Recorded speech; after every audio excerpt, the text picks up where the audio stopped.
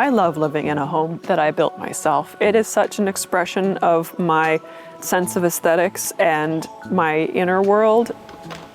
I always loved reading fantasy novels when I was a little kid and kind of dreamed of living in like a magical little cottage or a hobbit house or something like that, and didn't really think that was possible until I built this thing. And when you build your own home, you can make it look exactly the way you want it to. Hi, I'm Kai, and I live in a house truck out in the woods with my husband, Ben, and my cat, Opie. We've lived in the house truck since 2017, so almost 8 years now. We're located in this beautiful river valley with really steep mountains on both sides, kind of in the general southwestern region of British Columbia. So lush and green in the summertime. It's a really lovely place. The Ugly Truckling is a 1992 International 4900. It has specifically the DT466 diesel engine, so that is non-electronic. It doesn't have any sensors or gubbins or anything like that, so it just runs like a tank, which is just great. It's been pretty reliable. It has a stick shift 7-speed transmission and regular hydraulic brakes, so you don't need air brake certification or anything like that. And at least in my province, this is the largest vehicle that you can drive on a normal car license. This truck used to be a linen delivery vehicle. The initial truck purchase was 4,000 Canadian dollars, and that was for just the cab and chassis of the truck. And then I had to get welding work done. I had to get a custom flat deck fabricated for the truck frame itself. And then the frame of the truck also has steel verticals and things that all reinforce it. So that was a little bit, but I think that probably all up for materials, I've spent maybe 50 grand Canadian, and I've obviously done all of the work myself. I think it would probably cost a lot more to do it now though, because that was like pre-pan times, so things were a lot cheaper. The labor split between Ben and I is that Ben is the mechanic and the engineer, and I am the artist and the carpenter.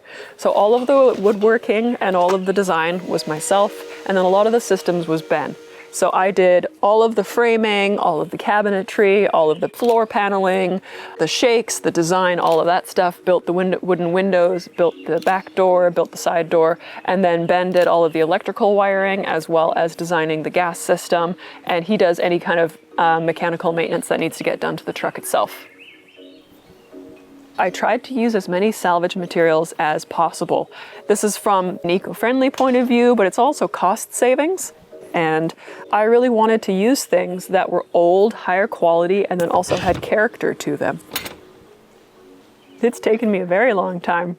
It's not even finished yet, so technically it's still under construction. But I bought the truck in 2013, and then we moved into it in 2018. But it's finally at the point now where it is pretty comfortable, and we live in it year-round without any problems. So the house truck is 8 foot wide by 32 feet long, nose to tail. It is 13.5 feet tall because that is the maximum legal road height that you can have on a road vehicle. As for square footage, I think it's about 200 square feet. So this is the back porch of the house truck. The porch is integrated onto the frame of the truck, so it doesn't detach, it just comes away with us. I made this door myself. Everybody says it looks like a hobbit door, which I really, really love. The design was actually inspired by a photograph in an old hippie building book, and I just really loved the way that it looked, so I wanted to replicate it. And it separates like this. We can leave the top open, and it provides a really lovely airflow to the interior while keeping the cat in. The doorknobs of the door are all hand etched by myself. They're made of solid brass, and all you got to do is use a Sharpie to draw on it, and then you dunk it in the solution of acid that eats away at any of the exposed brass, and then it leaves this wonderful little mandala pattern. And then this old saw, this is actually my grandpa's saw. He was a carpenter and a forester and a sawyer, so I wanted to make sure that this one had a place of honor on the outside of the house truck. And then all of the siding on the house truck is all hand split cedar shakes made out of driftwood. Western red cedar is naturally rot and insect resistant, which is great for the Pacific Northwest. And then the lower portion here is more western red cedar, just board and batten kind of style because it's a little bit more durable and doesn't catch on bushes and stuff when we're driving by. The big round window. I really love the big round window. I spent so much time and effort making a precisely round window frame, and this is made out of plexiglass. Coming down the side of the house truck here, those are the big salvage windows. I love old wooden windows. They require a lot more care and maintenance than modern windows, but I just think they give so much character to the place. It's just single pane glass, but when it breaks, I replace it with tempered glass, so it's way, way, way stronger, and I can do that myself. So this is just the hatch to the composting toilet and the kitty litter box, because I didn't want to carry the kitty litter through the house, so I just made a hatch so I can grab it from outside, which is really convenient. To put the gas system in, I consulted with a local RV technician because currently we just have a little pigtail plugged into a propane tank over there.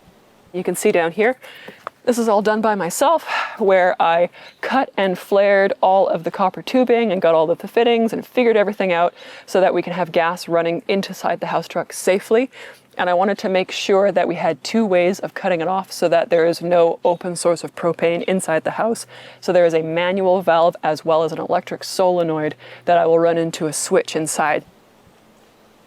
The truck itself is a International 4900 with a DT 466 diesel engine. This is all mechanical, no electronics. And so far it has been great. It's never not started, amazingly. And even with all of this wood on it, it is still not overloaded. The truck is rated for 33,000 pounds of GVW, and with the house on it, I think it's 20,000. So this is the bedroom loft. I really wanted the front of the loft to not just be a big square box. I tried to make it look as organic as possible. So the roof kind of curves like a leaf, or it curves around and then comes to a point at the front. And then the point also provides a really nice awning for the big round porthole window. I have a really big soft spot for ship's accessories and shippy stuff and old nautical doodads and everything. So I'm always collecting little brass fittings and stuff like that, and I love to use them. So this is the other side of the house truck. We've got all of the utilities on this side. Yeah, so at this location we are on grid. So we have the power in for shore power, but we also have a battery bank and a charger inverter. So it shouldn't be too difficult for us to plug in solar panels and then be 100% off grid when we need to be. The water actually comes out of a well, and this is our water inlet. I've wrapped it all up with foam, and then the inside has a heat trace cable on it as well because it likes to freeze in the wintertime. And then on the side here, we also have our access hatches for the propane fridge and the propane water heater. When you install a propane-powered refrigerator, you need to make sure that the fridge structure is completely air-sealed so that you don't end up with any carbon monoxide coming out into the living space. So you have a louvered door at the bottom and then a louvered door at the top, which allows for airflow through like this, and it also allows for any gases to come out. We also have our outdoor shower. We have showered outside for 7 years. So this is kind of the outdoor shower spa arrangement. We just plumbed the water spigot down there, so it has hot cold running off the propane water heater. So then you can plug in a garden hose or you can plug in a shower faucet or whatever you want. It does snow here quite a bit in the winter, so there have been times where the snow has drifted about this high, and I've had to come out with a snow shovel and then shovel a little hole to stand in. And it works. It's like, you know, you don't have the longest showers, but we are very happy about having an indoor shower finally finished. For wastewater, we have a gray water system where all of the gray water goes into a cistern and then it's pumped into a leach field. And we have composting toilet, and then we also have an outhouse here on the property. And then for internet, because there's no cell service where we live, because we live in the middle of nowhere, we have satellite, which we used our climbing gear to scale a tree in the yard, and we stuck the satellite on top of the tree. And then in order to still have the mobility to be able to drive the house truck away, I built a birdhouse for the router to live in, and it's lived there for several winters and we've had no problems. And the signal's strong enough that we get data inside and there's no problems or anything like that. As you come inside the house truck, this is the living room area. We have our inbuilt bench seating right here, which I designed and built myself. I put a lot of effort into making sure that the angle of the backrest was comfy. I cut and sewed these cushions myself, one of my first sewing projects, so don't look too close. And this couch folds out to be a spare bed. So the drawers come out like this. They're both on 100-pound drawer slides, so they can carry quite a lot of weight on them. And then I have cushions upstairs, which just pop down like this and form a spare bed. And that makes it really comfy for lounging in front of the fireplace, or if we have a friend stay over or something like that. It's very useful, and then when it's not in use, it basically just disappears and gets out of the space. Underneath the couch, we have a ton of shoe storage. You can see there's a shoe rack down here and way more space under there. And like the inside of the couch has hollow spaces so you can store all kinds of stuff. All of these are practical lights where they're manually switched on themselves. These are both salvaged. Almost everything in here is salvaged. Then on the other side here, we have our little tiny wood stove. This is the dwarf 4-kilowatt stove. The backsplash of the fireplace area is all handmade tile, and the base of it is a big copper sheet because I wanted something that was fireproof. This heats the house beautifully in the wintertime. It keeps it really nice and dry, which is great in the Pacific Northwest because it rains constantly. The interior of the house truck isn't quite finished yet, and next to the wood stove over here, we have the future bookshelf / coat storage area. And I'm eventually going to be installing some beautiful salvaged vertical grain Douglas fir flooring on the floors. I'm really close to finishing that. And then the storage loft itself, as anyone that lives in a tiny house knows that you need way more storage than you ever think that you do. So this loft starts here, but it actually extends out outside by about a foot or so and is really invaluable for us to keep all of our sports gear nice and dry. As you step through the living room, you're now in the kitchen. I placed the kitchen in the middle of the house truck because I have wheel wells on both sides, so the floor comes up a little bit, so it had to be enclosed in the cabinetry so that you wouldn't see it. So the countertops are all Western big leaf maple.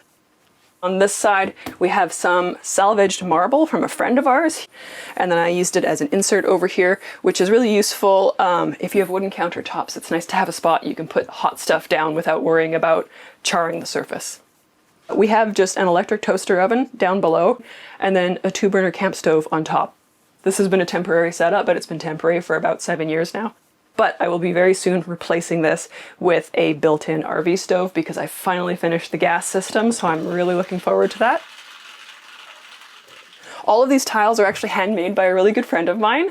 She's over in Victoria. I really love her work. It's really beautiful. And when I requested for her to make a custom tile backsplash for me, I really wanted one of the tiles to have this little cup feature in it, so you could put like a little flower in there or something, which is really cute.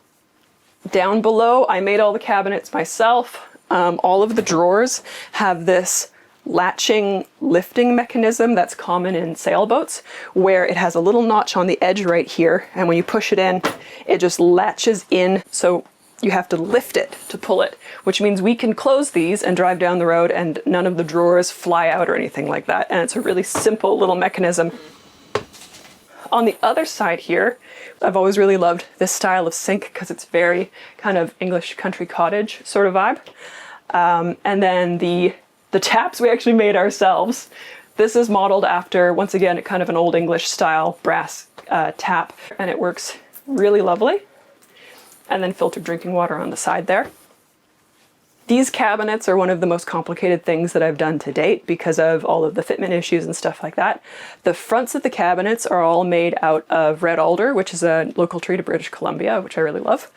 The sides of the drawers are all box jointed down the side there to secure them. And the material of the drawers itself is salvaged mahogany out of railway boxcar floors. So both of the square windows in here are salvaged out of a 100-year-old house down in the city. They're all made out of wood. They have these really cool bits of hardware. These cast iron window latches are called monkey tails because of the little curly Q on them. And the windows open up like that. and allow tons of airflow, and it's really nice to let the forest through.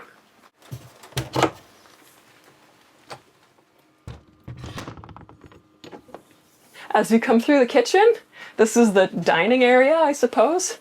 And we have just a standard issue RV fridge on the side, which we obviously use as our organizer. And we leave notes for each other and stuff like that. And this runs on propane and AC power.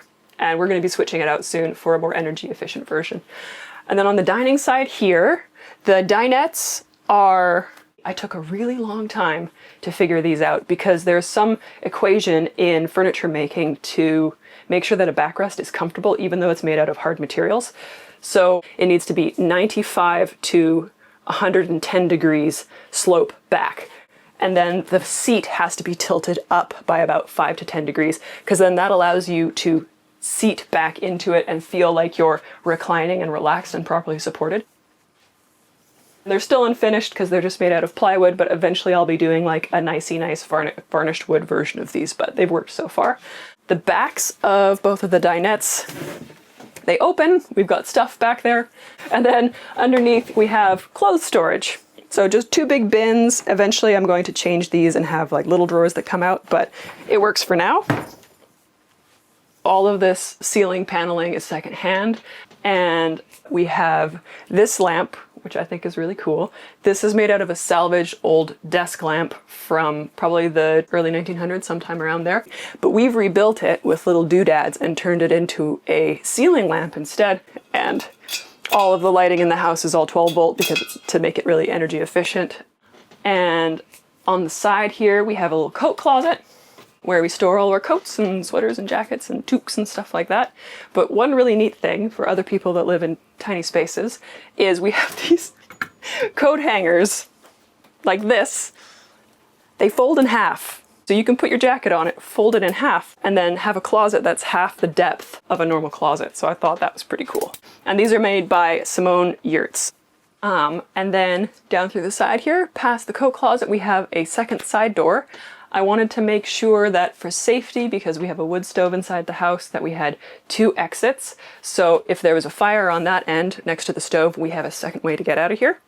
And then now it actually serves as the door to our outdoor shower. And then coming through here, I'll show you the kind of bathroom area. So all the light switches in the house truck are these vintage Victorian light switches. Since we've only used 12 volt lighting, they don't carry that much of a load. So I figured that it's pretty safe to use them. And then through here we have our bathroom area, which once again is kind of unfinished, and we have composting toilet, kitty litter box, and a couple cabinets for storage. This is our built-in indoor shower. It's taken forever. We have a really cool big round door right here, and Ben is working on fabricating the metal hardware for this, where it's going to close like a submarine door with a big, I don't know what they're called, but a big swivel fitting that latches it into place. And on the inside, there is a salvage porthole that's out of an old Monk pleasure cruiser. And then we have inset LED lighting on both sides, salvaged cedar for the walls that I have waterproofed with a penetrating epoxy and seam sealed with Sikaflex. And the barrel in the floor is actually a secondhand wine barrel, which we have waterproofed and epoxied and inset. So you'll be able to climb into it and have kind of like a sitting tub, like a Japanese soaker tub sort of situation. And then the shower faucet and the tub filler is this wonderful steampunk looking arrangement of pipes and valves and flanges and all this kind of stuff, which I'm really into and I really love. And I actually soldered all this one myself, which I'm quite proud of. And then if you come through here, this is the sleeping loft. This is where we sleep at night. The ladder that goes up to the loft is also salvaged out of an old boat. But it's really useful because if you need to sweep behind it, you can just lift it up like that. Or you can clean behind it, which I think is kind of cool. So this is the bedroom loft. I had a funny realization when I finished it that I had designed it precisely for my height. I am 6'2", not realizing that when you sleep, your head isn't at the very top of your pillow. It's a couple inches below the top of your pillow. So the loft is a little small for us, but it works just fine. It's comfortable. The head height is about, you can kind of sit up and crawl around in here. The porthole up here has a really cute story. Ben had to go salvage parts off of a sunken shipwreck. And then he shows up 2 weeks later and said, I brought you this porthole. And I just thought that was the sweetest thing ever.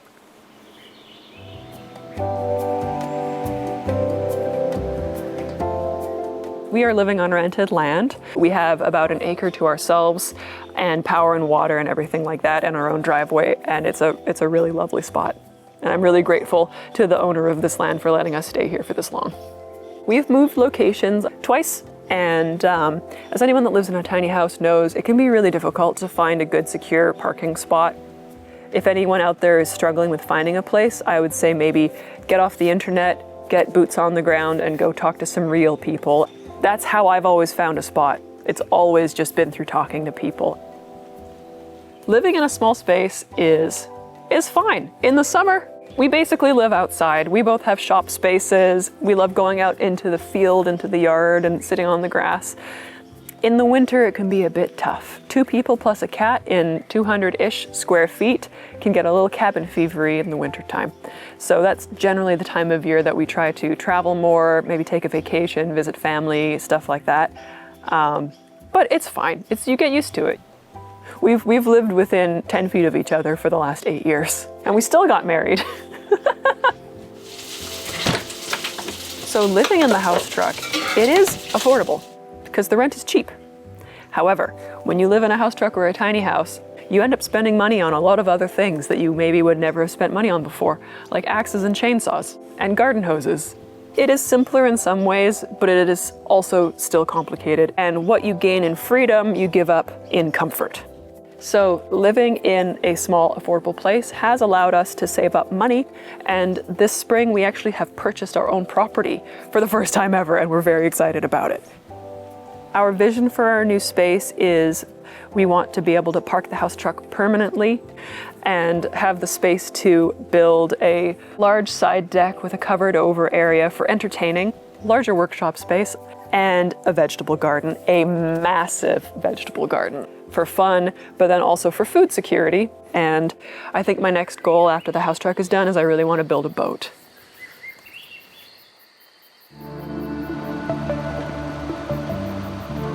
So Ben and I both previously worked in the film industry in British Columbia. I've been in film for 15 years and he's been in film for 20 years. Recently we have transitioned to more seasonal work, which suits us really well. We get to work together, which is really nice. So both Ben and I have a bajillion hobbies. Ben calls it hobbyitis. He is a motorcycle mechanic, so his passion in life is motorcycles and building custom bikes and racing custom bikes. I do art and obviously carpentry. I do stained glass. I do sewing. I recently learned how to knit, and I do social media. I slowly started posting images on the internet and filming videos. So if anybody is interested in following our adventures and seeing what we're up to, I would suggest checking out the Ugly Truckling on Instagram and TikTok. And we would like to start producing our own YouTube channel about the future property developments and everything that we're doing to build an off-grid life on the coast. I think some of the day-to-day challenges is just not having any space for storage of things, and I think it would be a lot easier if we didn't have so many hobbies, just because the more hobbies you have is the more gear that you need. But that's really not a big deal at all. I think the more difficult thing is just the place where we live is very remote. We're a good half hour outside of town, so every single time you're building something, it's at least an hour round trip just to go to the store. So I would say that that's kind of the biggest difficulty of living all the way out here. But living in the house truck is, it's great. So it's not that bad at all living in a small space. We're really used to it. This is a long-term housing situation for us. We've already been in the house truck for 7 or 8 years, and we have no plans on shifting to anything else. I was heavily inspired by a lot of the old hippie building books from the 60s and 70s. I have a book called Rolling Homes, as well as Some Turtles Have Nice Shells, and in particular, Shelter by Lloyd Kahn. I'm sure that anybody who's into tiny houses will have heard of Shelter Publications before, and I think I have almost every single one of their books. And in fact, now we are in one of the most recent books in the series, and it is a really big honor to be included in that, especially because that was the inspiration behind this in the first place. So I love that there's a new generation of people that are being inspired by these books that are making their dreams come true. Subscribe to Exploring Alternatives, and please share this video if you liked it. You can also follow the Ugly Truckling on Instagram, TikTok, and YouTube. Thanks for watching.